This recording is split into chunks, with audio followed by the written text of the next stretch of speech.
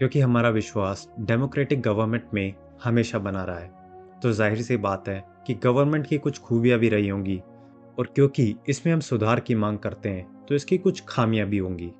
बात करते हैं सरकार से जुड़ी खामियों की, जिसे हम 3 भागों में देखेंगे: इलेक्शन से पहले, गवर्नमेंट एग्जीक्यूशन के दौरान और पोस्ट एग्जीक्यूशन असेसमेंट में।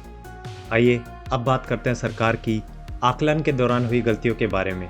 इस भाग में मैं यही कहूँगा कि आज हमारे पास सरकार और अपने जनप्रतिनिधि के असर को मापने का कोई तरीका नहीं है।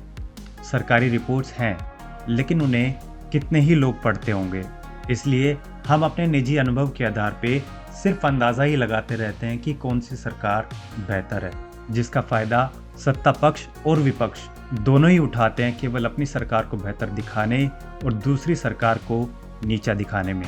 क्योंकि हमारे सभी नेता अपने आप को बेहतर दिखाने की होड़ में लगे हैं, इसलिए पूरे देश में एक ऐसा कल्चर बन गया है कि हर कोई अपनी गलती एक्सेप्ट करने से डरता है, जो सुधार की सभी संभावनाओं को मार देता है।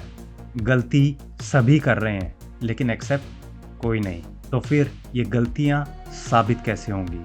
क्या कोर्ट इन सब को साबित कर सकता है, जहाँ पहले से ही 4.5 करोड़ केसेस पेंडिंग है, और ये सीरीज खत्म होने से पहले उसमें कुछ हज़ार केसेस और जुड़ जाएंगे।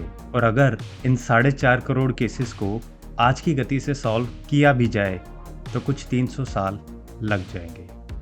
यही वजह है कि गलतियां लगातार हो रही हैं, लेकिन उन्हें रिकॉग्नाइज करके सुधारा नहीं जा रहा, क्योंकि राजनीति इन्हें सुधारने में अपने लिए कोई इंसेंटिव्स नहीं देखती। इन गलतियों को सुधारने का सिर्फ एक तरीका है, अगर हम खुद इन गलतियों को पहचान कर इनके आधार पर सरकार और जनप्रतिनिधि चुने। सिर्फ तब राजनीति के पास इन खामियों को दूर करने के इंसेंटिव्स होंगे। अक्सर लोग कहते हैं कि पॉलिटिक्स खराब है, लेकिन ये खराब कैसे हुई? बिना इलेक्शन जीते ना तो कोई मिनिस्टर बन सकता है और ना ही कोई सरकार बन सकती है, और इलेक्शन में हार और जीत का फैसला सिर्फ हम करते हैं। तो शायद पॉलिटिक्स के खराब होने में हमारा भी कुछ रोल रहा होगा। विचार कीजिएगा। आज हमारे लिए ज़रूरी है कि नए सिरे से गवर्नेंस को समझें, इसकी खूबियों और खामियों पर विचार करें और भारत के लक्ष्य को ध्यान में रखकर अपने वोट का इस्तेमाल करें। उम्मीद करता हूँ कि इस एपिसोड ने गवर्नेंस को समझने में थोड़ी बहुत मदद ज़रूर की होगी।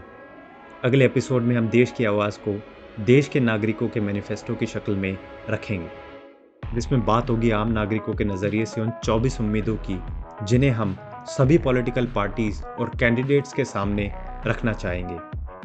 तब तक आप भी इस पर विचार कीजिएगा, ताकि देश के चुनाव में देश की आवाज़ बन सके। यदि आपके भी कुछ ऐसे ही विचार हैं और इस जागरूकता को देश के हर नागरिक तक फैलाना चाहते हैं, तो इस वीडियो सीरीज़ के अलावा पीपल्स मैनिफेस्टो डॉक्यूमेंट को हमारी वेबसाइट से डाउनलोड और शेयर कर सकते हैं।